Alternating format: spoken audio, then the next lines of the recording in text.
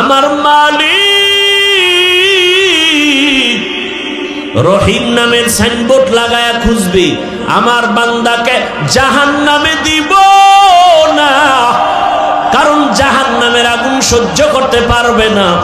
কিন্তু একটা সূত্র বের করে দাও, কোন সূত্র দিয়ে আমার বান্দাকে জান্নাতের ভেতরে নিতে পারি।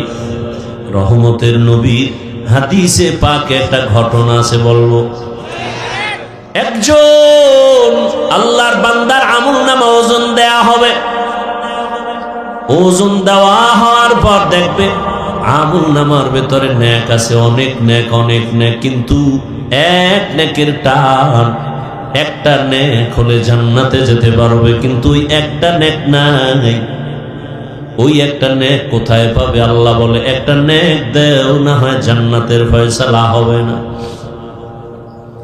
আল্লাহর বান্দা পেরেশান হয়ে যাবে।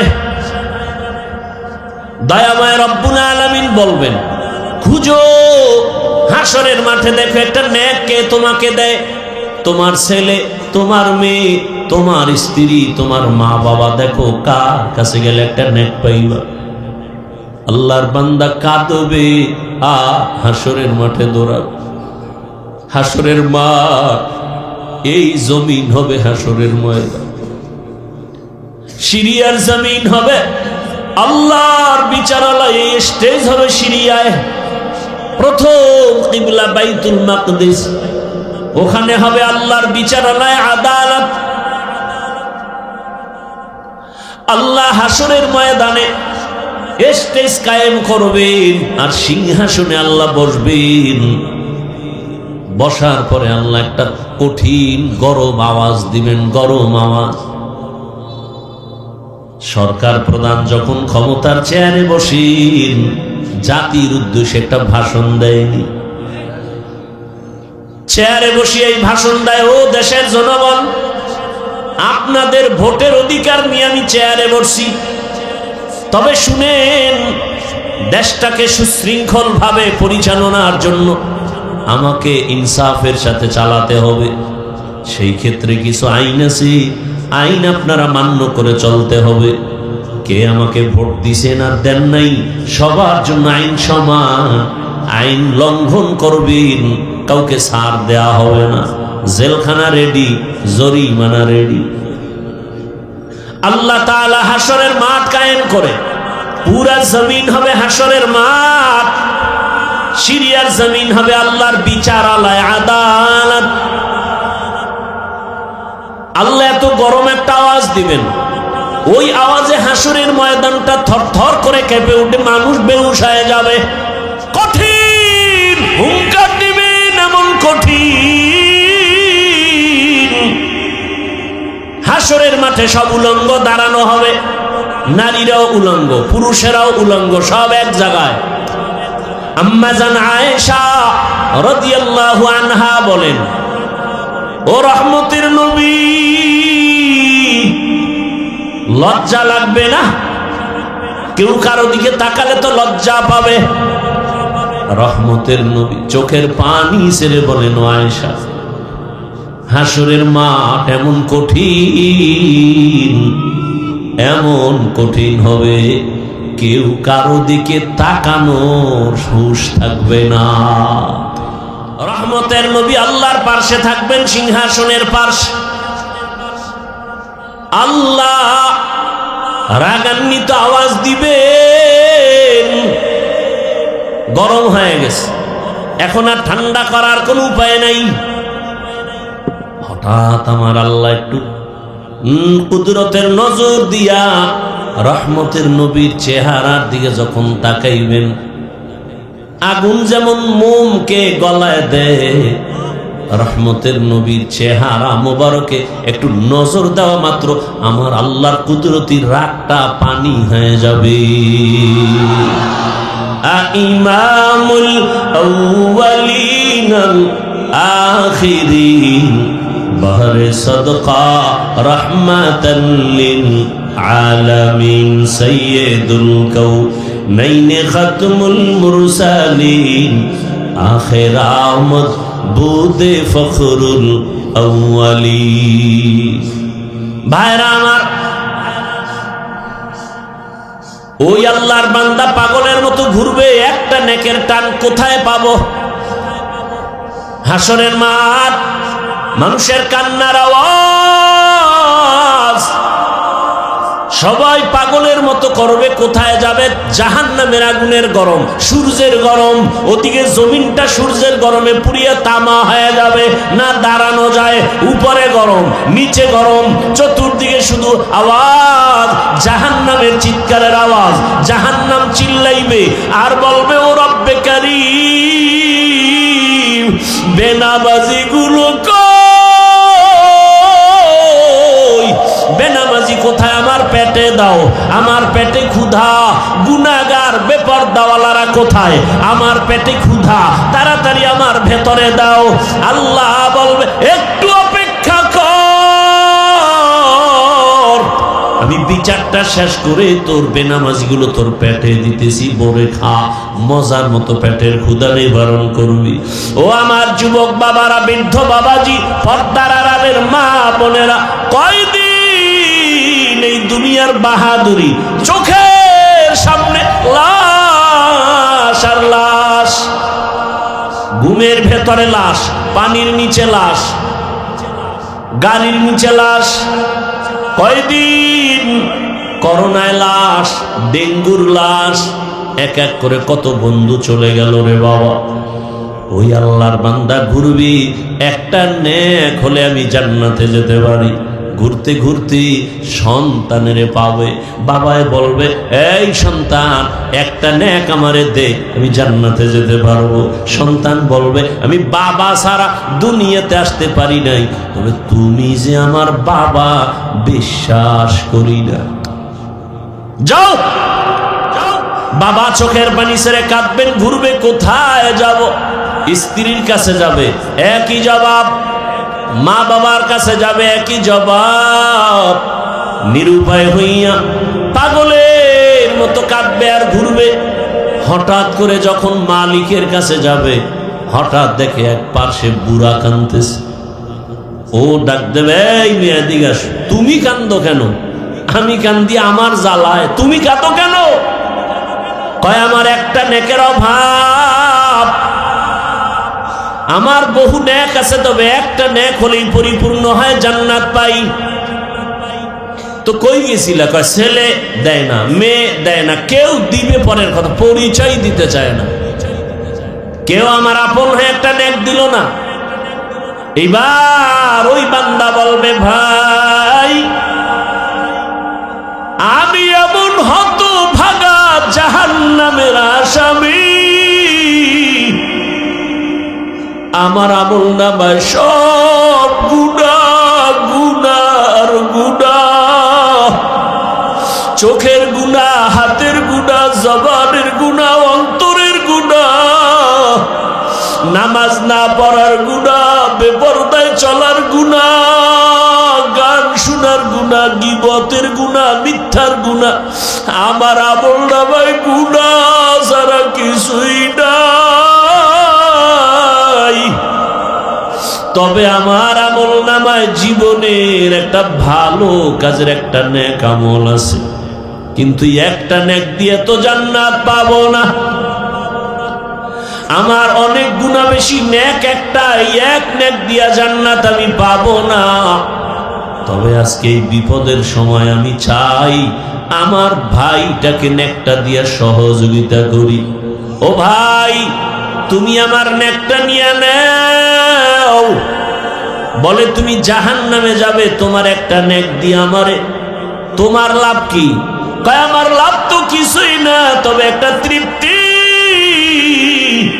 আমার একটা ভাইয়ের উপকার করতে পেরেছি, এটাই আমার তৃপ্তি। আমি আমার ভাইয়ের উপকার করতে পেরেছি। ও জগৎ সারের মুমিন, রহমতের নবী বলেন, খায়রুন নাস মান ইয়ানফাউন নাস, ভালো মানুষ তো ওই ব্যক্তি যে অন্যের উপকার করে।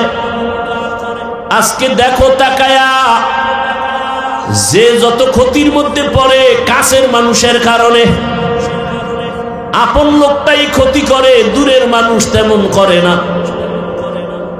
অমুকের জবাই করেছে কে, তদন্ত করে রিপোর্ট বের হয় আপন বডিগার্ড, আপন কর্মচারী, আপন বাড়ির দারোয়ান, ড্রাইভার, আপন। অথচ রাসূল বলেন তুমি তো ভালো মানুষ হতে হলে এমন হও যে তোমার দ্বারা কারো ক্ষতি হবে না। এর নামই তাকওয়া, আল্লাহর ভয়। কারো উপকার করতে না পারলেও ক্ষতি করব না, কারো প্রশংসা করতে না পারলেও বদনাম করব না। ওই আল্লাহর বান্দা একটা নেক দিয়া বলে আমি ভাইয়ের উপকার করি, এটাই আমার তৃপ্তি, আল্লাহর আদালতে চলে যাবে। ওই বান্দা বলবে আল্লাহ নেক পেয়েছি, জান্নাত দাও। কয় পাইলি কই? ছেলে? কয় না। মেয়ে? না। কে দিয়েছে? বলে আমার রক্তের কেউ দেয়নি। তবে আল্লাহ আমি হাঁটতেছি, তোমার এক বান্দা চোখের পানি ছেড়ে কাঁদে জাহান্নামের ভয়। ওই বান্দা তার আমলনামায় সব গুনাহ, একটা নেক ছিল, ওই নেকটা আমাকে দিয়েছে। কেন? কেন? তাকে দা আমার সামনে আনো। সামনে আনবে। তুমি কি এর একটা নেক দিছো? বলে হ্যাঁ আল্লাহ দিয়েছে। কেন? তুমি জান্নাতে যেতে চাও না? বান্দা কাঁদতেছে, আল্লাহ আমি যাব কেমনে, আমার তো নেক নাই, আমার গুনাহ গুনাহ গুনাহ, হাতের গুনাহ, চোখের গুনাহ, মিথ্যার গুনাহ, গুনার অভাব নাই। তবে আমার ভাই একটা নেকের অভাবে কান্না করে। আমি চাইছি আল্লাহ আমার একটা ভাইয়ের যদি একটু দয়া করতে পারি একটা নেক দিয়ে, এটা আমার তৃপ্তি। অন্তত আমি জাহান্নামে যাব, তবে আমার ভাইটা জান্নাতে চলে যাক। আল্লাহর কুদরতি অন্তরে মায়ার জোশ, আল্লাহর কুদরতি অন্তরে রহিম নামের মায়ায় জোশ এসে যাবে। আল্লাহ বলবেন হে গোলাম, যে কঠিন মুসিবতের সময় তুমি তোমার একটা ভাইকে একটা নেক দিয়া দয়া করেছো, আমি মালিকের দয়া তো তার থেকে 1000 গুণ বেশি। আমি আল্লাহ কেন দয়া করব না?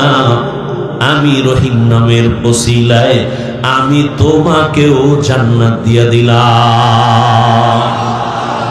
या इलाही मुझसे मुझको दूर करो, ताकि देखो मुझ में तुझको एक नजर। या इलाही तू मेरा माबूद है, या इलाही तू मेरा माशूक है।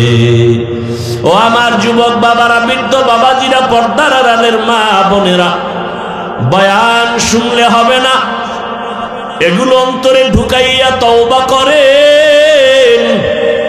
কয়দিন আর দুনিয়াতে বাহাদুরি করবেন? ও যুবক বাবারা, আমি যে এতক্ষণ বয়ান করলাম একবারও কিন্তু বলি নাই আমার মতো বড় হুজুর হও, স্কুল ছেড়ে মাদ্রাসায় যাও বলি নাই, তাবলিগে না গেলে জাহান্নামে যাবে, পীরের কাছে না গেলে জাহান্নামে যাবে বলি নাই।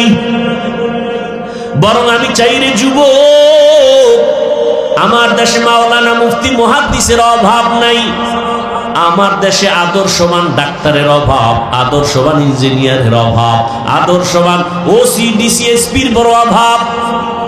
আমি চাই তুমি স্কুলে পড়ো, কলেজে পড়ো, ডাক্তার হও, প্রফেসর হও, ইঞ্জিনিয়ার হও, তুমি একজন ওসি ডিসিএসপি হও, চেয়ারম্যান মেম্বার এমপি হও, তবে আদর্শবান হইও, বেয়াদব হইও না রে বাবা।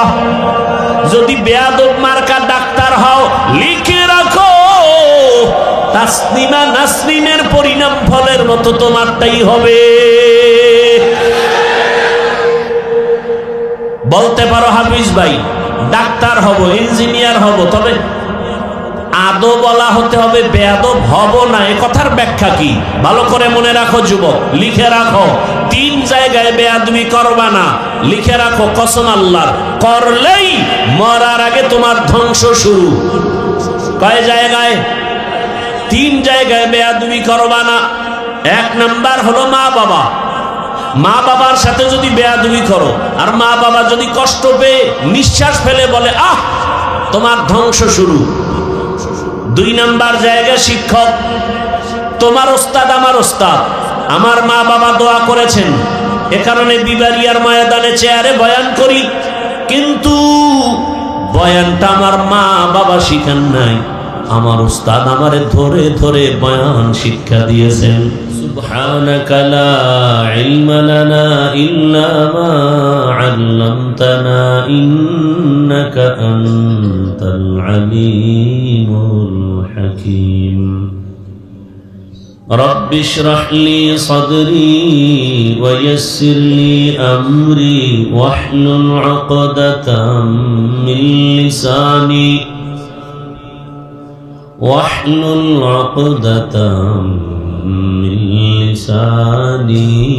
يفقه قولي। निगाह मुमिन से तो बदल जाती है तकदीर, निगाह मुमिन से तो बदल जाती है तकदीर। ये बंदा की कुव्वत नहीं कुदरत का इशारा, ये बंदा की कुव्वत नहीं कुदरत का इशारा। ऐ मर्द खिरद तर्क मासी की जरूरत, ऐ मर्द खिरद तर्क मासी की जरूरत। अब सोहबत साले की सवा कोई नहीं चारा, अब सोहबत साले की सवा कोई नहीं चारा। मरदूद है पीछे हमें खबर नहीं, लेकिन मरदूद है पीछे हमें खबर नहीं, लेकिन एक वक्त में हालाक जो अमाल है सारा, एक वक्त में हालाक जो अमाल है सारा। দক্ষিণ জগৎ সার জামিয়া ইসলামিয়া ইয়াকুবিয়া ও এলাকাবাসীর উদ্যোগে আয়োজিত দুদিনব্যাপী বার্ষিক তাফসীরুল কোরআন মাহফিল সমাপনী দিন 14 ডিসেম্বর 2025। মহতি এ সম্মেলনে মাহফিলে উপস্থিত মুহতারাম সম্মানিত সভাপতি, বিবারিয়ার কৃতি সন্তান, তরুণ উলামায়ে কেরামদের উজ্জ্বল নক্ষত্র, মুফাক্কির ইসলাম শেখুল হাদিস আল্লামা মুফতি ইব্রাহিম কাসিমি দামাত বারাকাতুহুম, অন্যান্য হযরত উলামায়ে কেরাম, অতিথিবৃন্দ, অত্র অঞ্চলের বিভিন্ন স্থান থেকে আগত আল্লাহ পাকের আশিকিন, জাকিরিন, শাকিরিন, মুহিব্বিন, মুরব্বিয়ান আযম, কলিজার টুকরা আমার সমবয়সী যুবক বন্ধুগণ, স্নেহের ছোট ভাই, পর্দার আড়ালে মাইকের আওয়াজ শ্রবণরতা সম্মানিত মা ও বোনেরা, আল্লাহ পাকের দরবারে শুকর যে আল্লাহ আমাদেরকে সুস্থ রেখেছেন, আলহামদুলিল্লাহ। জীবনের এক অমূল্য সম্পদ আমাদের সুস্থতা। টাকা পয়সা বাড়ি গাড়ি সব আছে, কিন্তু আপনি আমি যদি অসুস্থই থেকে যাই, এই জীবনের কোনো মূল্য নেই।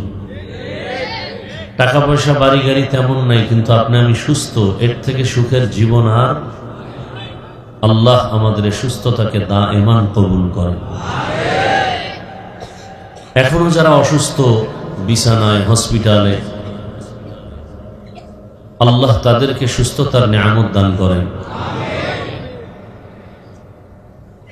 আমরা গোটা দুনিয়ার উম্মত নিয়ে ভাবি, তো এজন্য সব মানুষের জন্য আমাদের দিলে দরদ ভরা। আমরা কাউকে দুশ্মন মনে করি না, যদিও আমাদেরকে অনেকে দুশ্মন ভাবতে থাকে। আমরা সবাইকে রসুলের উম্মত হিসাবে আপন মনে করি, কাছের মনে করি। এজন্য আমরা দোয়া করতেও কোনো কৃপণতা করি না। আমাদের সাথে খারাপ আচরণ করে আমরা দোয়া করি, আল্লাহ তাকে হেদায়েতের দৌলত দান করেন।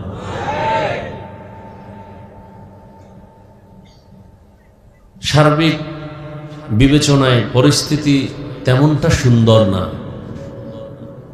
দিনে দুপুরে যদি গুলি করা হয়, এগুলো বরদাস্ত করা যায় না। রাত্র গভীর ঠান্ডা মাথায় কিছু কথা শোনার চেষ্টা করবেন, বুঝার চেষ্টা করবেন। চিল্লাচিল্লি করার দরকার নাই। আমি প্রশ্ন করলে জবাব দিবেন স্বাভাবিক আওয়াজে।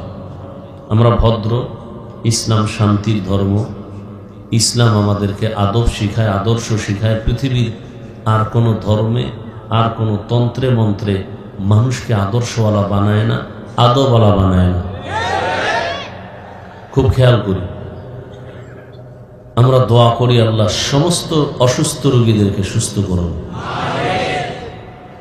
আমাদের ওলামায়ে কেরামরাও দোয়া চেয়েছেন সবার কাছেই। ইদানিংকালে বিএনপির চেয়ারপারসন যে অসুস্থ মুমূর্ষু অবস্থায় আছেন, দেশবাসী জানেন, দোয়া চান। ওলামায়ে কেরামও দোয়া চেয়েছেন, আমিও দোয়া চেয়েছি, আজও দোয়া চাই, দোয়া করি। এবং ওই যে কয়েকদিন, পরশুদিন সম্ভবত শুক্রবার, গুলিবিদ্ধ হয়ে অসুস্থ আছেন ওসমান হাদি নামের ভাই, আল্লাহ তাআলা সুস্থতার নেয়ামত দান করেন। আল্লাহর থেকে বড় ডাক্তার আর কেউ নেই। আমাদের সুস্থতার জন্য বেশি বেশি দোয়া করি, আর অন্যের জন্য দোয়া করলে নিজের জন্য আগে কবুল হয়। আমি দোয়া করলাম এই অঞ্চলের সবাইকে আল্লাহ মাফ করে দিন। আল্লাহর নিজাম কি, একজন ফিরিস্তাকে পাঠিয়ে দেন, জিজ্ঞেস করেন বান্দা কার জন্য দোয়া করলো, বলে পুরা এলাকাবাসীর জন্য। কি দোয়া করলো? সবার জন্য মাপ চেয়েছে। নিজের জন্য বলে না। আল্লাহ বলেন সাক্ষী থাকো, সকলকে ক্ষমার আগে আমি ওকেই ক্ষমা করে দিলাম।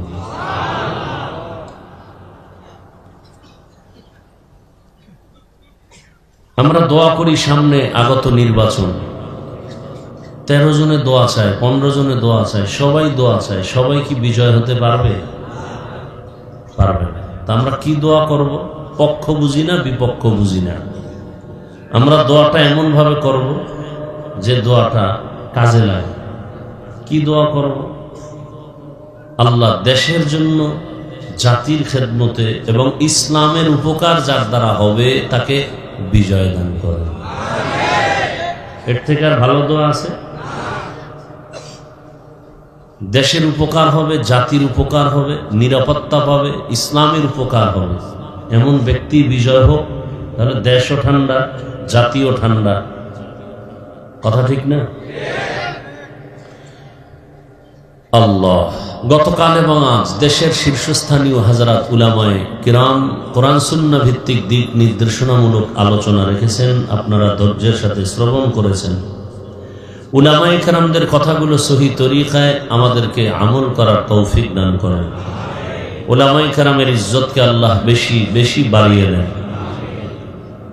উলামায়ে কেরামের বিরুদ্ধাচরণকারীদেরকে আল্লাহ পূর্ণ হেদায়েতের দৌলত দান করেন।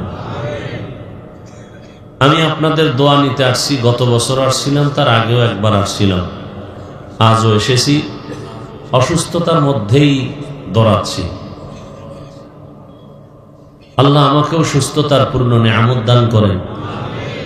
পাশাপাশি আপনাদের সামনে সংক্ষেপ কিছু কথা রাখবো। এর ক্ষেত্রে কোরআনে হাকিমের এক আয়াত, রসুলের একটি হাদিস পড়েছে।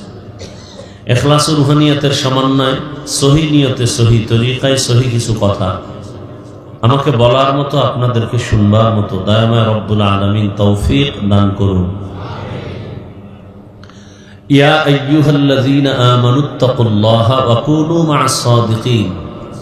ও জগতের মুমিন, নারী পুরুষ, ধনী গরীব, শিক্ষিত অশিক্ষিত, যারা মুমিন, তোমরা আল্লাহকে ভয় করো, তাকওয়া অর্জন করো, তথা আল্লাহর প্রিয় বান্দা যারা জমিনে আছেন এদের বন্ধু হয়ে থাকো। নবীজি হাদিসে বলেন, মান তাশাব্বাহা বিকওমিন ফাহুয়া মিনহুম। দুনিয়াতে যে ব্যক্তি যেই দলের সাথে সম্পর্ক রাখবে, যে কওমের সাথে উঠা বসা, চলাফেরা, ভালোবাসা রাখবে, হাসরের দিন তার সাথেই তার উঠতে হবে। তর্জমা শেষ। খুব সংক্ষেপ কথা, বুঝার চেষ্টা করব। বাংলাতে একটি প্রবাদ আছে, যার সাথে যার মোহাব্বত তার সাথে তার কিয়ামত। রসুল কি বলছেন? যেই ব্যক্তির সম্পর্ক যেই দলের সাথে, যেই কওমের সাথে উঠা বসা, চলাফেরা, ভালোবাসা, কিয়ামতে তাদের সাথেই উঠবে। আপনার আমার ভালোবাসা যদি আব্রাহাম লিঙ্কনের আদর্শের সাথে হয়, তাহলে কিয়ামতের ময়দানে আব্রাহাম লিঙ্কনের সাথেই আমাদেরকে উঠতে হবে। কথা বোঝার চেষ্টা করি। আপনার আমার ভালোবাসা, উঠা বসা, চলাফেরা, অল টাইম যদি এই ভালোবাসাটা মাও সেতুনের আদর্শের সাথে হয়, লেনিনের আদর্শের সাথে হয়, কালমার্সের আদর্শের সাথে হয়, এদের সাথেই হাসরের দিন উঠতে হবে। আপনার আমার সম্পর্কটা কেউ যদি মনে করে কি বলে বাংলাদেশের আদর্শ বিক্রি করেনওয়ালা এরশাদ সাহেবের আদর্শের সৈনিক আছে না, এরা উঠতে বসতে সর্বত্র প্রচেষ্টা চালায়, আমরা এরশাদ সাহেবের আদর্শ বাস্তবায়ন করব। কিয়ামতের দিন ওই আদর্শ নিয়ে যারা চলবে, হাসরের দিন তাদের সাথেই হাসর হবে। কেউ যদি শেখ মুজিবুর রহমান সাহেবের আদর্শের সৈনিক বলে উঠা বসা চলাফেরা করে, এটাই ভালোবাসার মূল থিম হয়, সব বিষয় কে জানেন? আল্লাহ তো ভালো জানেন, তার সাথেই হাসর হবে। কিছু আল্লাহর বান্দা আছে মদিনার আদর্শ ভালো লাগে না, এই জন্য চুল কাটছে ক্রিকেটারের আদর্শ অনুযায়ী, চুলগুলো ওভাবে, পোশাকটা সেভাবে, দাড়ি রাখে না ফট করে রেখে দিছে একেবারে নিচে অংশ। কি ভাষা বলে? একটা স্টাইল করেছে, দাড়ি রেখে নেই। কি স্টাইল কেন? বলে আন্তর্জাতিক মানের খেলোয়াড়দের স্টাইল। কিয়ামতের দিন খেলোয়াড়দের সাথেই তোমাকে উঠতে হবে। আর যার ভালোবাসা আল্লাহর সাথে, রসুলের সাথে, কোরআন হাদিস, উলামায়ে কেরামের সাথে, কিয়ামতের দিন রসুলের সাথে, ওলামাদের সাথেই তার হাসর হবে। যার সাথে যার মোহাব্বত তার সাথে তার কিয়ামত। খুব খেয়াল করবেন, আমি যতটুকু কথা বলবো আপনাদের সামনে, আমার মূল একটা বিষয়কে আমি মাথায় রেখে কথা বলবো। সেটা হলো আমার জীবনের মূল ইসলাম, আমার জীবনের মূল কোরআন, আমার জীবনের মূল আল্লাহ এবং রসুল। আমি সেই বিষয়টাকে মাথায় রেখে কথা বলবো, এবং ইসলাম কোরআন হাদিস যা বলে আমি ওই বিষয়ে চেষ্টা করব শালীন ভাষায় বলার জন্য। কোরআন হাদিসের সব বয়ান করা যায় না, যদি হুবহু বয়ান করতে থাকি তাহলে এখানে প্রত্যেকটা মানুষের কলিজা পুড়িয়া ছাই হয়ে যাবে, কারণ সব হলো রুগী, সব কি রুগী। ওই মাগরিবের পরে বয়ান করছি নবীনগর ওই অঞ্চলে, মনে হয় সম্ভবত ওখানে বলেছিলাম, না ওখানে না, গতকাল, যে আমার কাছে কোরআন হাদিসের বাইরেও বয়ান আছে। কোরআন হাদিসের বাইরে বয়ান করলে কারো দিলে কষ্ট লাগবে না, মজার বয়ান আছে। আর কোরআন হাদিসের ভেতর দিয়ে বয়ান করলে কলিজা ছিদ্র হয়ে যাবে। সব বয়ান বেনামাজির বিরুদ্ধে, সব বয়ান সুদখোরের বিরুদ্ধে, সব বয়ান বেপরদাওয়ালার বিরুদ্ধে, কোরআন হাদিসের সব বয়ান দুর্নীতিবাজের বিরুদ্ধে, কোরআন হাদিসের সব বয়ান জালেম, ধর্ষক, খুনি এদের বিরুদ্ধে, চোরের বিরুদ্ধে, ডাকাতের বিরুদ্ধে। এখন আমি কোরআন হাদিসের ভেতর থেকে যদি আমি আয়াত পড়ি আর বয়ান করি, তাহলে আমার তো ওই বয়ানটা করতে হবে। আমরা তো চিকিৎসক, হসপিটালে চিকিৎসা হয়, অপারেশন হয় দেহের, কোরআনের বাগানে হসপিটালে অপারেশন হয় রুহের। তাহলে ডাক্তারের কাছে রুগী গেলে রোগ আছে পাঁচটা রোগের ঔষধ ডাক্তার প্রাথমিকভাবে দিবে না। কোন রোগটা বড় ওইটা আগে ঠান্ডা করি, এরপরে বাকি রোগের চিকিৎসা। ঠিক এমনি আমাদের রুহের মধ্যে রোগ অভাব নেই, এর মধ্যে বড় রোগ কোনগুলো, যেই রোগের কারণে পার্শ্ব প্রতিক্রিয়ায় আরো রোগ জন্ম নিবে, অন্য ভালো জিনিস নষ্ট করে ফেলবে। কথা বুঝাইতে পারতেছি? হ্যাঁ, বুঝবেন। বয়ান আপনারা সবাই জানেন, কিন্তু বুঝের অভাব। কিসের অভাব ভাই? বুঝের অভাব। না হয় আপনি মুসলমান, আমিও মুসলমান, নাকি সন্দেহ? আপনার আল্লাহ আমার আল্লাহ দুই না এক? কোরআন নবী, হাদিস, ধর্ম, কালেমা, কাবা, পৃথিবীতে আসার সিস্টেম, বিদায়বেলা কাফনের সংখ্যা, আমাকেও 3 কাফন, আপনাকেও 3 কাফন। আমার সম্মান একটা কাফন কেউ বাড়ায় দিবে? গরিব মরে গেছে, তার দুর্বলতার কারণে একটা কাফন কম হবে, কালার হবে আলাদা, তাও এক। কি কালার হবে? সাদা। আমাদের হুজুরদের কালারটা হবে আলাদা, সব এক। আমার দেশে কালার নিয়েও ঝগড়া চলে, চলে না? চলে না। তুমি সবুজ পরো না কেন? তুমি কালো পরো না কেন? তুমি সাদা পরো কেন? এরকম কালার নিয়েও ঝগড়া। আমাদের জীবনের শেষ বিদায়ের কাফনের কালার সবার এক। কবরের সাইজ একটু ব্যবধান না, তাও এক। কবরের প্রশ্ন তাও এক। 3 প্রশ্ন সবার বেলা। তাহলে আল্লাহ এক, নবী এক, কোরআন এক, হাদিস এক, কাবা এক, ধর্ম এক, কালেমা এক, সব এক। অথচ বুঝটা কত দুর্বল আপনার। দেখেন, আমিও মুসলমান, আমিও ইসলাম ধর্মের মানুষ, আপনিও ইসলাম ধর্মের মানুষ, অথচ আমি টুপি খুলতে চাই না আর আপনি টুপি দিতে চান না। আপনাকে আলাদা টুপির ফজিলতের বয়ান দিতে হয় আমাকে। আমি নামাজ ছাড়তে চাই না, আপনি নামাজ পড়তে চান না। পড়েন না তো পড়েনি না, আবার বলেন নামাজ না পড়লে কি হবে? দিন পরিষ্কার। আপনাকে নামাজের গুরুত্বের বয়ান দিতে হয় আমার। এবার বুঝেন আপনি কত ভিআইপি জগতের মুসলমান আর আমরা কত দুর্বল মুসলমান। আপনি মসজিদে না ঢুকলে, আমরা ঢুকলে শান্তি, না ঢুকলে লজ্জা।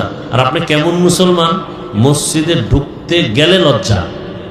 আমরা পর্দা না করলে লজ্জা পাই, আর আপনারা পর্দা করলে লজ্জা পান। আপনারা কত বড় ভিআইপি মুসলমান, বড় কঠিন হালাত। সমস্যাটা কোথায়? বুঝের অভাব। দেখেন বুঝটা কেমন। আমার বুঝ কি? টুপি দিলে সম্মান। আপনার বুঝ কি? টুপি দিলে মাথা গরম। বুঝ আমার বুঝ কি? দাড়ির মধ্যে, রসুলের পোশাকের মধ্যে সম্মান। আপনার বুঝ কি? দাড়ি রাখলে যৌবনের ভাব চলে যাবে, পোশাক পরলে শরীরটা আটকা লাগে। বুঝ। এই বুঝটা ঠিক হয়ে গেলে তখন আর হুজুর হতে হবে না, কলেজের প্রফেসর নামাজ শুরু করে দিবে। বুঝ ঠিক হয়ে গেলে র্যাবের চাকরিজীবী নামাজ ধরে ফেলবে। এরকম RAB, army, police, BDR, doctor, professor, engineer, OC, DC, SP 5 ওয়াক্ত নামাজি নাই? বুঝ ঠিক হয়ে গেছে। আর আমি হুজুরের বুঝ যদি ঠিক না হয়, তাহলে আমি বেপর্দার সাথে আড্ডা দিব, মনে করবে এর মধ্যেই শান্তি। বুঝের অভাব। বুঝার চেষ্টা করি। আল্লাহ সবাইকে হেফাজত করেন। তাহলে যার সাথে যার মোহাব্বত, তার সাথে তার কিয়ামত। এখন আপনাকে জোর করার কিছু নেই যে এটা করতেই হবে, এটা আমি বলবো না। এটা বলারও কোনো আমার রাইট নেই, কারণ এটা পরীক্ষার হল। পরীক্ষার হলে পরীক্ষার্থী যখন প্রবেশ করে, প্রশ্নের উত্তর সঠিক লিখবে, ব্যাঠিক লিখবে, সবার জন্য স্বাধীনতা সমান। যে সঠিক লিখবে তাকে কোনো সাপোর্ট দিবে না আলাদা, যে ব্যাঠিক লিখবে তাকে কোনো আলাদাভাবে বাধাও দেওয়া হবে না। কেন? পরীক্ষার হল, বাধা দেওয়ার নিয়ম নেই। মুমিনের জন্য পৃথিবীটা পরীক্ষার হল।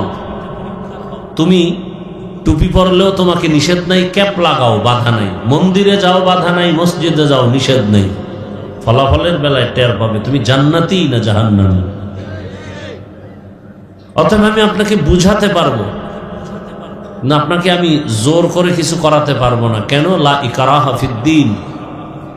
দিন সম্পর্কে কাউকে জোর করে দিনের দিকে ঢুকানো যাবে না, ঢুকাইলে বরকত হবে না। হ্যাঁ, তবে এখানে একটা কথা, যদি কেউ আক্রমণ করেন তখন প্রতিবাদ করতে হবে। যেমন আপনি নামাজ পড়েন না, এরকম লোক এখানে বহু আছে, কিন্তু তার অন্তরে নামাজের মহব্বত আছে, সুযোগ পেলে পড়বে।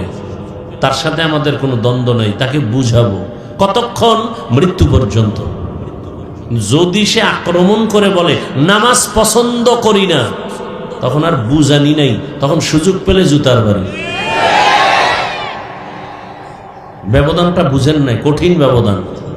যে নামাজ পড়ে না সে মুমিন, আর যে বলে আমি নামাজ পছন্দ করি না সে তাজা বেঈমান।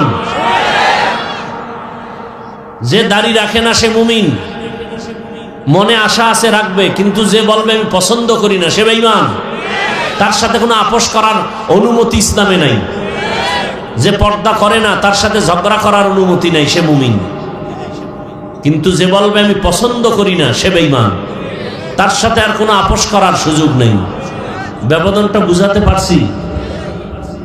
খুব কঠিন ব্যবধান। আল্লাহ বুঝার তৌফিক দান করেন। এখন আপনার স্বাধীন, পরীক্ষার হল তো আপনার স্বাধীন। মসজিদে ঢুকলেই লাভ, মন্দিরে ঢুকলেই ক্ষতি। নামাজ পড়লেই লাভ, নামাজ না পড়লে ক্ষতি। আল্লাহর হুকুম মানলে এই লাভ, না মানলে এই ক্ষতি। রসুলের সুন্নত মানলেই লাভ, না মানলে এই ক্ষতি। বুঝাই দিলাম। এখন আপনি কি করবেন? আপনার ইচ্ছা।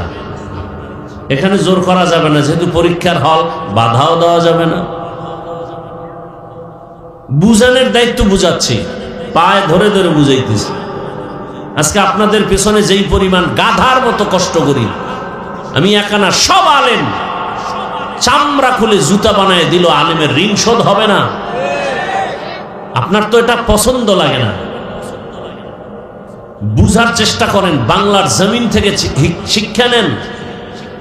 তাবলিগওয়ালাদের 24টা ঘন্টা জিকির আর ফিকির, এই উম্মত উম্মত উম্মত। পীর সাহেবদের এই পেরেশানি 24 ঘন্টা, উম্মত কিভাবে জাহান্নাম থেকে বাঁচাবো, কিভাবে মানুষগুলোকে পায়ে ধরে ধরে নামাজি বানাবো। কথা ঠিক না? আমাদের বক্তাদের মেহনত 24 ঘন্টা। আমার ছেলে, আমার মেয়ে, আমার ঘর, আমার স্ত্রী, পরিবারের সময়, খবর নেওয়ার, হক আদায় করার সময় পাই না, আপনাদের পেছনে ঘুরতে ঘুরতে। এভাবে সব আলেম, মসজিদের ইমাম ও খতিব 24টা ঘন্টা আপনাদের পেছনে মেহনত করে কিভাবে একটা উম্মতকে নামাজি বানানো যায়।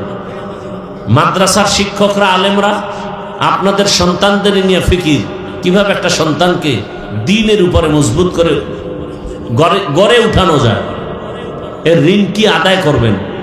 মাঝে মাঝে আদায় করেন গালি দিয়া, ফেসবুকে বিরোধিতা করে ঋণ আদায় করতেছেন যে আলেম দেশের বোঝা।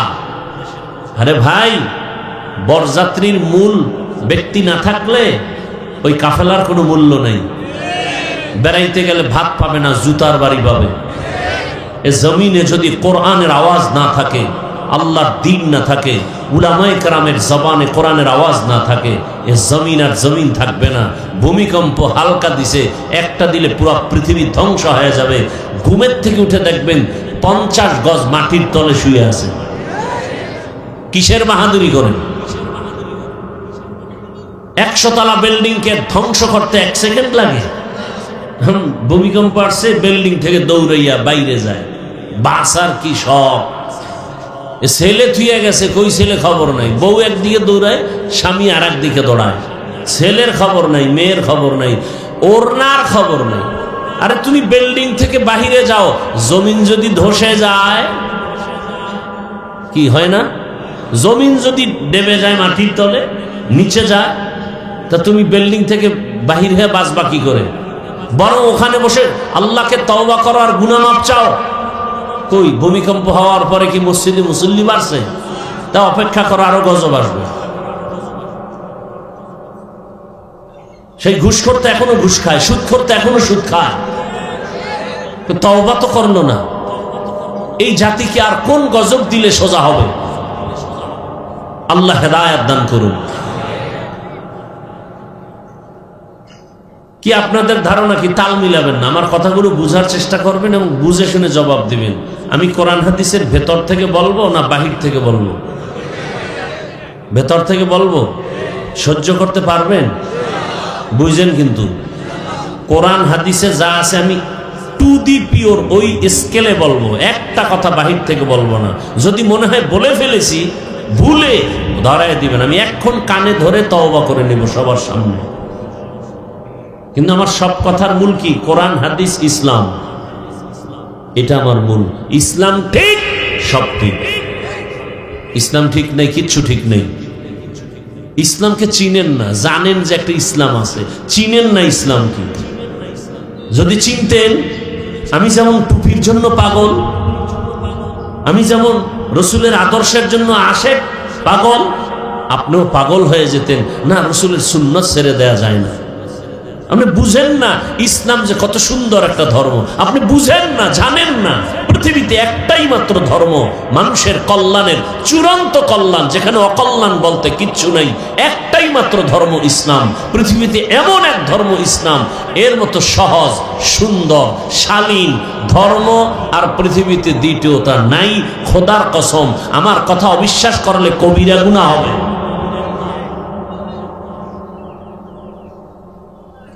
দেখেন, নগদ একটু দেখাই দিয়েছিলাম, কি নগদ দেখাই, দেখাবো? এই যে এক প্যান্ডেলে আপনারা বসছেন, ধরে নেন এরকম একটা মানুষের আয়োজন যদি বিবেরিয়ার কোনো টাকাওয়ালা করতে চান, যে আমি এতগুলো মানুষ এক জায়গায় জমা করব রাত্র 12টায়, তখন তার পেরেশানিটা কেমন? এক নাম্বার, এই লোকগুলো আসতে আর যাইতে ফ্রি গাড়ি দিতে হবে। আপনাদেরকে ফ্রি গাড়ি দেওয়া হয়েছে? হয়নি। নাম্বার 2, এই মানুষগুলো আসার পরে বসার জন্য ভিআইপি চেয়ার দিতে হবে, চেয়ার। তাও কিন্তু এই বেহেশতি মানুষ আসবে না, অধিকাংশ গাঞ্জা করে সে হাজির। আপনাদেরকে ভিআইপি বিছানা দিছে তো, চেয়ার কি দিছে? এর থেকে পৃথিবীতে থার্ড ক্লাসের আর কোনো বিছানা হতে পারে? অথচ কোনো কষ্ট আছে? সব আলেম, সাদা দাড়িওয়ালা মুরব্বীরা চুপচাপ বসে আছে, কে ধনী কে গরিব, কে আলেম কে মূর্খ, সব একাকার। আল্লাহ মানুষকে বিবেক দিছেন, বিবেকটাকে কাজে লাগান। পশুকে আল্লাহ বিবেক দেন নাই। একটু বুঝেন, বুঝার চেষ্টা করেন। আমি আপনাদের দুশ্মন না, আমি আপনাদের কলিজার বন্ধু। পাও ধরার জন্য আসছি, গালি দিতে আসি নাই। আপনাদের পাও হাত দিয়া বুঝাইয়া আপনাদেরকে শান্তির দিকে দাওয়াত দিতে আসছি। প্রয়োজনে পাও ধরা লাগলে নিচে এসে পাও ধরব, সেই অবস্থায় আসছি, গালি দিতে আসিনি। এরপরে এই লোকগুলোকে সাহেব এখানে জমা করার পরে চেয়ারে বসাইলেন, ফাঁকে ফাঁকে নাস্তা দিতে হবে। যদি একটু প্যাকেটে টান পড়ে তো চেয়ারের বাড়ি, বাতাসে উড়বে চেয়ার। আবার কিছু কুলাঙ্গার দেখা যায়, তাদের নিজেদের তর্ক বিতর্ক বিশৃঙ্খলা ভিডিও করে জাতিকে দেখায়, দেখেন আমরা কত বড় বেয়াদ্দব। আমার কথাগুলো চিন্তা করতেছেন তো? আচ্ছা, আপনাদের এখানে আসার পরে থার্ড ক্লাসের বিছানা দিল, কারো অন্তরে কষ্ট নাই। নাস্তা দিছে কতবার? মোনাজাতের পরে দেয়া হবে, হবে না? হবে না, কষ্ট নাই। আচ্ছা, এরপরে এই দুনিয়ার লাইনের এই বিশাল আয়োজন করতে গেলে এতগুলো মানুষকে নিয়ন্ত্রণের জন্য কি পরিমাণ পুলিশ এখানে রাখতে হতো? ভাই, সত্য কথাটা আপনি মানেন আর না মানেন, স্বীকার করেন যে হ্যাঁ এটা বাস্তব। পুলিশ লাগতো না? ক্রেডিট বা পাওয়ার থাকলে র্যাব নিয়ে আসতো, আর্মি নিয়ে আসতো। এতেও যদি ভয় লাগতো, সর্বশেষ নিরাপত্তা কুত্তা। কারণ মানুষের উপরে বিশ্বাস নেই, বডিগার্ড বডির উপরে গুলি মারে। কুকুর মানুষের সাথে বেঈমানি করে না, আজও পর্যন্ত শুনি নেই। মানুষ বেঈমানি করে, কুকুর করে না। আপনাদেরকে নাস্তা দেয়া হলো না। আচ্ছা বলেন তো, এখানে নিয়ন্ত্রণের জন্য কত টিম পুলিশ আছে? প্রশাসনের কেউ আছে? বুঝলে আর বেশি লাগে কিছু? এতগুলো মানুষ চুপচাপ, এত রাত, কষ্ট, ঠান্ডা। চিন্তা করেন, সেই মাগরিবের আগে আসছে, পেটে ক্ষুধা কি পরিমাণ। বাদাম খাইলি কি ওই ক্ষুধা নিবরণ হয়? অন্তত বাঙালির পেট থামে না বাদামে আর চানাচুরি। কথা ঠিক না? এরপরও কিন্তু খানার পেরেশানি ভিতরে নাই। এতগুলো মানুষ চুপ করে বসে আছে, কোনো আওয়াজ নাই। এই মুহূর্তে টেলিফোন আসলেও কেটে দিবে। কথা ঠিক? পুলিশের ভয় নাই, র্যাবের ভয় নাই, আর্মির ভয় নাই, চুপ করে সব বয়ান শুনতেছে। এটা কিভাবে সম্ভব? নগদ চোখে দেখায় দিলাম, এটা ইসলাম মানলে সম্ভব। এর নাম ইসলাম, এর নাম ইসলাম। ইসলাম মানেই শান্তি। এই শান্তি ইসলাম ছাড়া কেউ দিতে পারবে না, সম্ভব না, কোনোভাবেই সম্ভব না। আল্লাহ বুঝার তৌফিক দান করেন। এবার ইসলাম কিছুটা বুঝছেন তো? ইসলাম কি বলে? দুইজন দেখা হলে কি দাও? সালাম শব্দের অর্থ শান্তি, দেখা হলেই শান্তির দোয়া শুরু। কথা ঠিক? ইসলাম কি বলে? বড়দেরকে বলে এই বড়রা, ছোটদেরকে মায়ার নজরে দেখো। আল্লাহর জাতের কসম, বড়রা যদি ইসলাম অনুযায়ী ছোটদেরকে মায়ার নজরে দেখেন, কোনোদিন জুলুম করবে না। এবার ইসলাম ছোটদেরকে কি বলে? এই ছোটরা, বড়দেরকে সম্মানের নজরে দেখো। সব ছোটরা বড়দেরকে যদি শ্রদ্ধার নজরে দেখে, কোনোদিন বেয়াদবি করবে? এর নাম ইসলাম। ইসলাম কি বলে? কর্মচারী কাজ করে, ঘাম ঝরার আগে বেতন দিয়ে দাও। আচ্ছা, কর্মচারীকে যদি টাইম মতো বেতন দিয়ে দেন আগে আগে, ও কাজে ফাঁকি দিবে। আর যদি বেতন মেরে খান, তাহলে কাজের নামে মোবাইল চালাবে। ইসলাম কত সুন্দর, মানেন না কেন? এত সুন্দর ধর্ম, বুঝের কিছু অভাব। কিসের অভাব ভাই? বুঝের অভাব। আল্লাহ হেদায়েতের দৌলত দান করেন। আসেন আয়াতের উপরে কিছু আলোচনা করি, ধৈর্য হারাবেন না তো। ইয়া আইয়ুহাল্লাযীনা আমানুত্তাকুল্লাহা ওয়া কুনু মা'আস সাদিকিন। শুধু মুমিনকে আল্লাহ বলেন, হে মুমিন, দুইটা আদেশ তোমাদেরকে দিলাম কল্যাণের জন্য। এই দুইটা আদেশ যদি মানো, বিনা হিসাবে আমি জান্নাত দিয়ে দিব। প্রথম আদেশ হলো আমি আল্লাহকে ভয় করো।